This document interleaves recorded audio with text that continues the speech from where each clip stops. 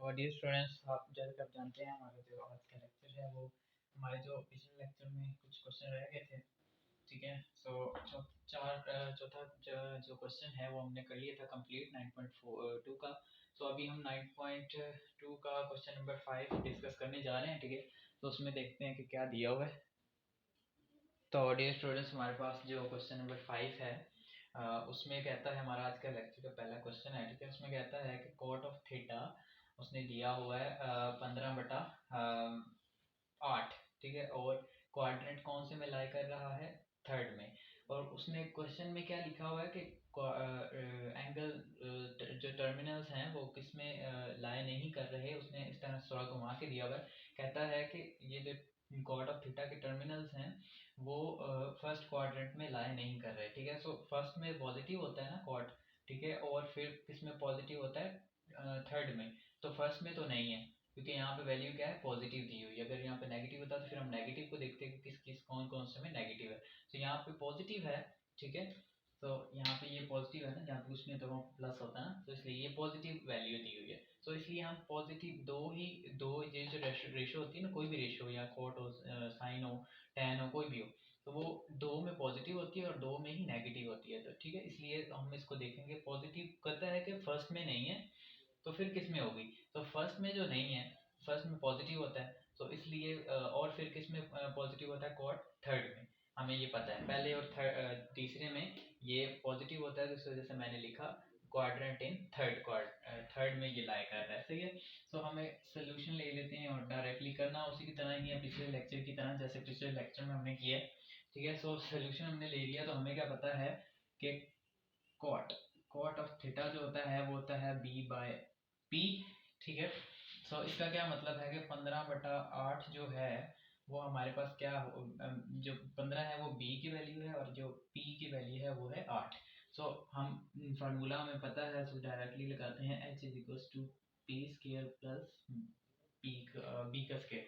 तो ये इसको पहले लिखो या बाद में लिखो, कोई फर्क नहीं पड़ता। तो हमारे पास h नहीं है, b भी है और p भी है। तो h हमने फाइंड करना है, h का स्केयर ऐसे, b है 15, तो स्केयर प्लस p क्या है 8, 8 का स्केयर। तो h का square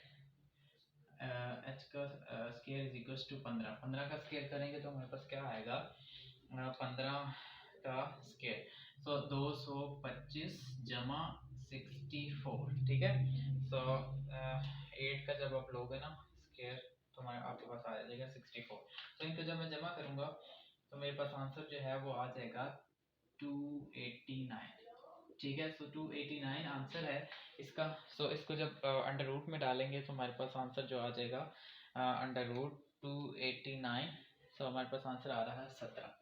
so h is equal to 17। ठीक है, प्लस माइनस में, और ये हमने इससे देखना है कि इसके आंसर्स में प्लस आता है साइन या साथ माइनस आता है, जो भी आएगा। सो रिमेनिंग फंक्शंस हमने लिखने थे, ये तो पिछले क्वेश्चन का आंसर लिखा हुआ है। तो मैं यहाँ से बस ये आंसर रेज कर देता हूँ, बाकी सारे तो वही है ना। तो उसमें इसमें भी रिमेनिंग बताने, लेकिन उसमें इसमें उसने कुछ खास मांगे हमें। इसमें किस किस की वैल्यू मांगी है, find the value of cos theta and cosecant theta. उसने सिर्फ cos थीटा मांगा है और ये चीज़ मांगी है बस, बाकी हम एक्स्ट्रा तौर पे कर लेते हैं। तो हमें क्या पता है, साइन थीटा क्या होता है, p/h। p क्या है हमारे पास, p है हमारे पास 8। ठीक है, p है 8 और h है हमारे पास अभी हमने निकाला 17। ठीक है, सो थर्ड क्वाड्रेंट की बात हो रही है। ठीक है, तो थर्ड में ये होता है नेगेटिव, इसलिए इसके साथ नेगेटिव आ जाएगा। सो नेगेटिव 17/8, ये इसका आंसर आ गया। इसका उल्टा है तो मैंने उल्टा दी वैल्यू, तो ये आ गया। फिर कॉस की क्या है, बी क्या है हमारे पास 15 और डिवाइडेड बाय एच क्या है, एच है हमारे पास 17। सो अब इसके साथ माइनस आएगा या प्लस आएगा वो हम यहाँ से देखते हैं। थर्ड में कॉस भी नेगेटिव होता है, तो इसलिए इसके साथ भी आएगा नेगेटिव 17/15 नेगेटिव। ये इसका आंसर आ गया सेकेंड। और अब tan है, तो tan क्या है हमारे पास, p क्या होता है हमारे पास, p है 8 और b है हमारे पास 15। ठीक है, तो ये तो पॉजिटिव होगा क्योंकि थर्ड की बात हो रही है, तो थर्ड में ये पॉजिटिव होता है इसलिए ये प्लस आएगा।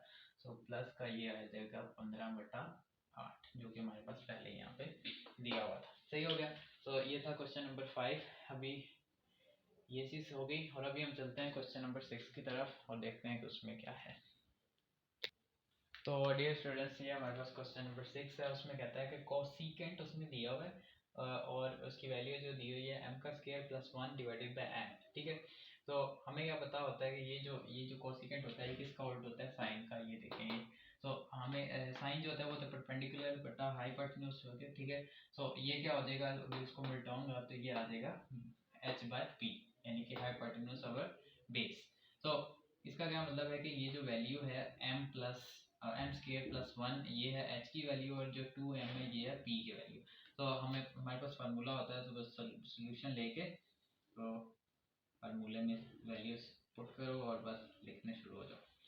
तो h का square is equal to p का स्क्वायर प्लस b का स्क्वायर। सो h है हमारे पास, h क्या है हमारे पास, m का स्क्वायर प्लस 1 होल स्क्वायर। ठीक है, और p है हमारे पास 2m होल का स्क्वायर प्लस d हमने फाइंड करना है, तो ऐसे ही लिख देंगे।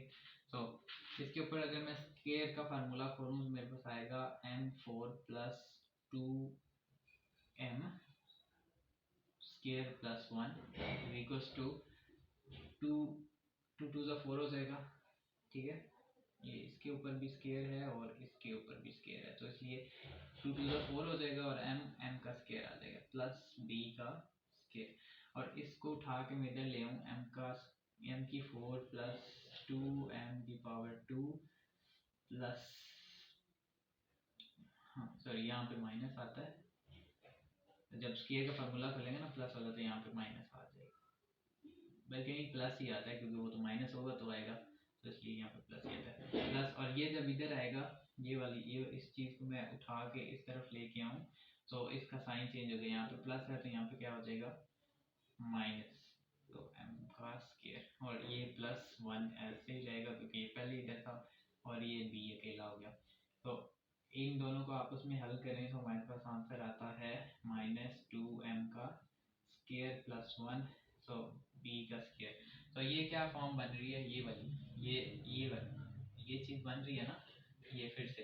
तो ये इसको खोला था तो ये चीज़ आई थी, तो जब अब इसको अब हम क्लोज कर दें तो दोबारा से ये चीज़ बन जाएगी, और लेकिन साइन जो है वो चेंज होगा। यहाँ पे प्लस था लेकिन यहाँ पे माइनस आएगा क्योंकि साइन की वजह से। तो ये 1 ये क्लोज हो गया, ये होल स्क्वायर हो गया, तो b का स्क्वायर। दोनों तरफ अगर अंडर रूट लें तो ये स्क्वायर इससे कट गया और ये स्क्वायर इससे कट गया, तो हमारे पास जो आंसर है वो फाइनल आया है वो क्या है, वो है m का square -1 is equal to d। ये आंसर है, सही हो गया। तो अभी हम जो रिमेनिंग फंक्शंस होते हैं जो हमारे से चीज़ मांगी है वो हम लिखते हैं। तो p क्या है हमारे पास, p है 2m और h क्या है, h है डिवाइडेड बाय m का स्क्वायर प्लस 1। ये अब साइन कौन सा आएगा वो हम देखते हैं कि क्वाड्रेंट कौन सा है। क्वाड्रेंट उसने इसमें दिया हुआ है, कौन सा पढ़ के देखते हैं। तो ये पहले क्वाड्रेंट की बात करें, ठीक है, तो पहले क्वाड्रेंट पे सारे पॉजिटिव होते हैं इसलिए यहाँ पे प्लस ही आएगा। और फिर इसका ये उल्ट है तो इसको मैं यूँ लिख सकता हूँ, m का square plus 1 divided by 2m। ठीक है, ये आगे इसका। और b क्या है हमारे पास, b हमने भी निकाला है, वो है m square -1 divided by h क्या है हमारे पास, m का स्क्वायर प्लस 1। और अब इसको मैं उल्टाऊँ तो हमारे पास आंसर आ जाएगा +1 और m स्क्वायर -1, ये आ गया इसका। ठीक है, अब tan में लिखना है तो p क्या है हमारे पास 2m, और b क्या है हमारे पास, b है m square -1, so m square -1 divided by 2m, ये इसका फाइनल आंसर है। ठीक है, तो ये था क्वेश्चन नंबर 6 और अभी हम चलते हैं क्वेश्चन नंबर 7 की तरफ और देखते हैं कि उसमें क्या दिया हुआ है। तो डियर स्टूडेंट्स, हमारे पास क्वेश्चन नंबर 7 में उसने दिया हुआ है tan ऑफ थीटा 1/√7, यानी कि पॉजिटिव उसने दिया हुआ है। तो कहता है कि क्वाड्रेंट थर्ड में नहीं है, तो थर्ड में दो पॉजिटिव होते हैं। ठीक है, ये tan की वैल्यू जो होती है थर्ड में पॉजिटिव होती है और एक फर्स्ट में। तो कहता है उसने क्वेश्चन में दिया हुआ है कि not lie in third quadrant, तो फिर अगर थर्ड में नहीं है तो फर्स्ट में होगा, क्योंकि ये पॉजिटिव है, तो इसलिए पॉजिटिव को देखते हुए हमने इसका क्वाड्रेंट फाइंड कर लिया, वो है फर्स्ट। ठीक है, सो फर्स्ट के लिहाज से हमने इसकी वैल्यूज में साइन लगाने। सो और फिर हमें ये चीज़ पता है कि tan ऑफ थीटा जो होता है परपेंडिकुलर और बेस होता है, तो इसलिए जो p जो परपेंडिकुलर की वैल्यू जो वो है 1 और जो बेस की वैल्यू वो है √7। तो इसकी जगह हम बस पुट करते हैं वैल्यूज, h हमने फाइंड करना है h² और b की वैल्यू है √7। ठीक है, ये से कट जाएगा प्लस b क्या p क्या है 1, सो ये 1 का स्क्वायर होगा तो 1 ही आ जाएगा प्लस 7। ठीक है, सो h का स्क्वायर ये आ जाएगा 8। ठीक है, तो जब इसको अंडर रूट से करेंगे तो हमारे पास आंसर आ जाएगा 2√2। ये आंसर आ गया h का फाइनल। तो अभी हम इस लिखते हैं कि क्या अभी, हाँ इसमें थोड़ी डिफरेंट चीज़ दी हुई है। ठीक है, और इसमें ये वाला हमने नहीं करना, तो इसको हम कर लेते हैं रेस। और इसमें एक और स्टेटमेंट दी हुई है उसने कि इस तरह से करो, ये पहले तो ये तो सब में ही करना है, ऑलमोस्ट सारे में करना है, और आगे थोड़ा सा इसमें बस डिफरेंट है। आगे जो लास्ट दो हैं 7वें में और 8वें में भी सेम, ऐसे 8वां भी सेम इसी तरह ही होगा।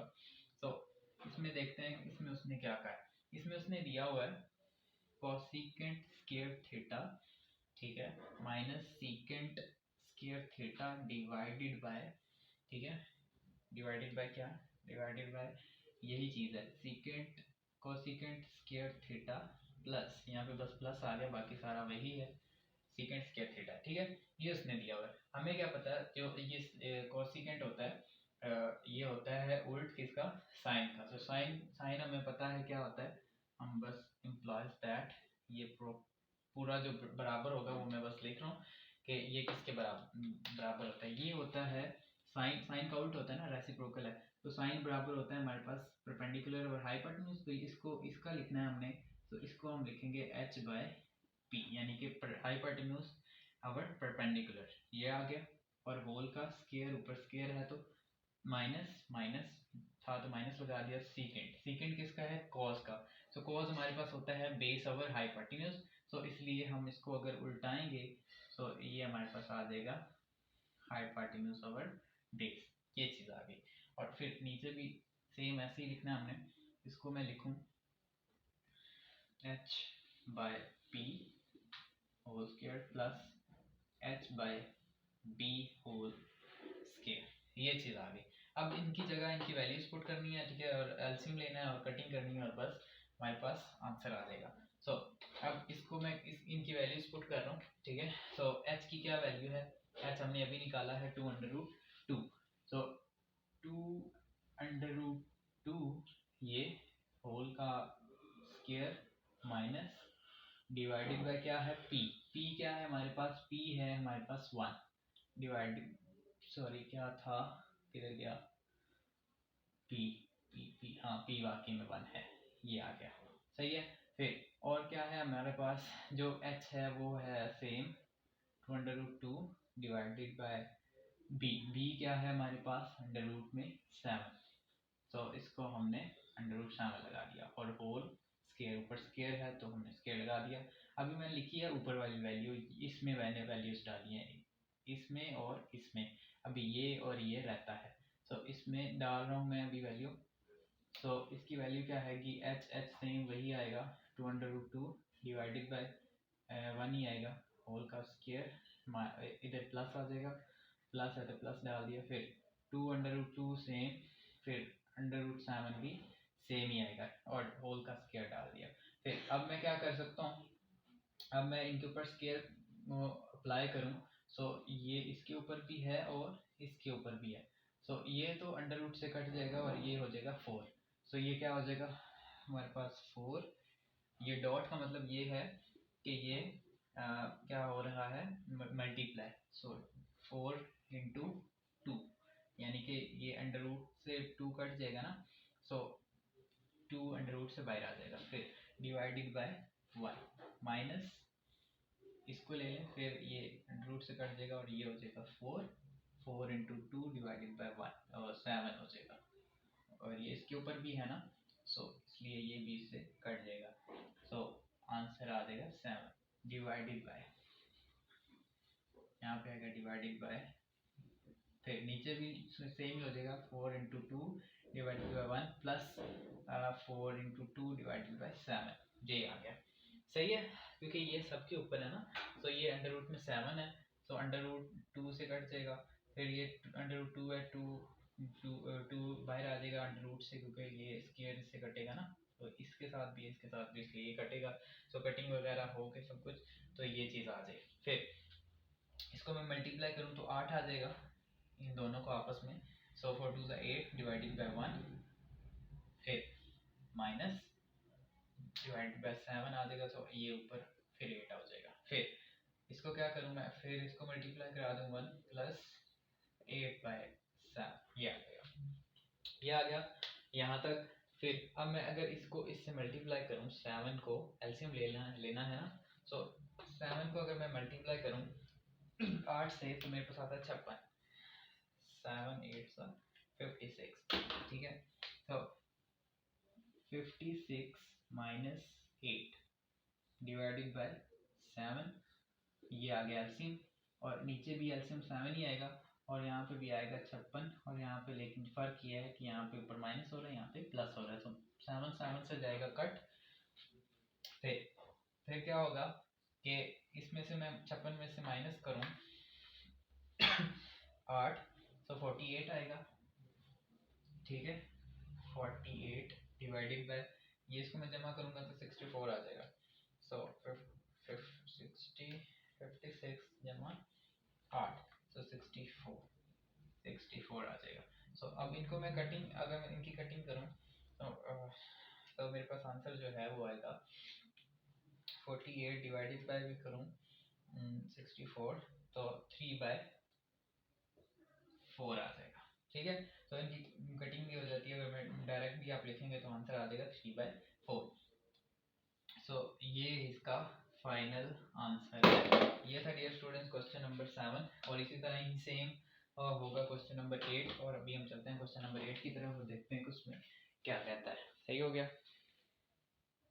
तो डियर स्टूडेंट्स आज के लेक्चर का हमारा लास्ट है, और एक्सरसाइज का भी लास्ट क्वेश्चन है, ठीक है, 9.2 कंप्लीट हो जाएगी आज। तो 8वां क्वेश्चन है, उसमें कहता है cot of theta is equals to 5 divided by 2। तो यानी कि हमें क्या पता है cot of थीटा क्या होता है, base by perpendicular. So base की वैल्यू क्या हो गई फिर 5, और परपेंडिकुलर की वैल्यू क्या आ गई 2, और क्वाड्रेंट कौन से में लाई कर रहा है, फर्स्ट में, तो सारे के सारे पॉजिटिव होंगे, और उन्होंने कंडीशन क्या दी है, ये दी है 3 sin of theta and 4 cos of theta and cos of theta divided by cos of theta minus sin of theta। ये हमने इसमें वैल्यूज पुट करके हमने आंसर फाइनल देना है, एक ही आंसर आएगा, जैसे पिछले क्वेश्चन में किया, ठीक है, सोल्यूशन ले लिया, और हमें पता है कि ये एक फार्मूला होता है पाइथागोरस थ्योरम।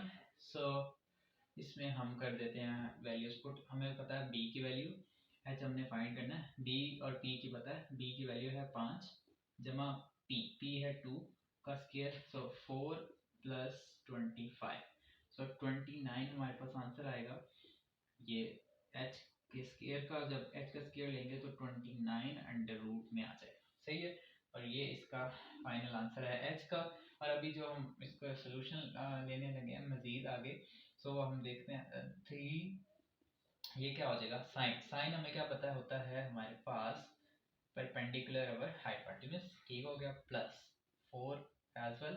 फिर हमें क्या पता है कॉस क्या होता है, b बाय हाइपोटेन्यूज, ये हो गया, ठीक है, ये, और नीचे भी ऐसे लिखना है, लेकिन यहाँ पे कॉस पहले है, तो कॉस की वैल्यू क्या है, ये हमने लिखी है, तो ये होता है b बाय h, ऐसे लिख दें, माइनस माइनस है तो माइनस, साइन क्या यहाँ पे हमने ये लिखी है, परपेंडिकुलर ओवर हाइपोटेन्यूज, ये u, ये h है, h, सही है। बस 3 ऐसे ही लिखा रहेगा, 4 भी ऐसे लिखा रहेगा, 3 ऐसे, फिर p की वैल्यू क्या है, p की वैल्यू है 2, 2 डिवाइडेड बाय h क्या है हमारे पास, h हमने अभी निकाला है अंडर रूट में 29, फिर ये आ गया, ये तो आ गया इसकी वैल्यू, फिर प्लस 4 है, फिर b क्या है हमारे पास, b है हमारे पास 5, और डिवाइडेड बाय अंडर रूट में 29, क्योंकि h की वैल्यू सेम ही है, तो इसलिए डिवाइडेड बाय हमारे पास क्या है b, ये वाला उठा के लिख दो क्योंकि cos पहले था ना यहाँ पे, तो इसलिए ये b है, b होता है हमारे पास 5 अभी है, और 29 अंडर रूट में ये वैल्यू है हमारे पास अभी, और फिर माइनस माइनस, तो p क्या है 2, और अंडर रूट में 29 हमारे पास h है, ये होता है साइन, सो ये चीज़ आ गई।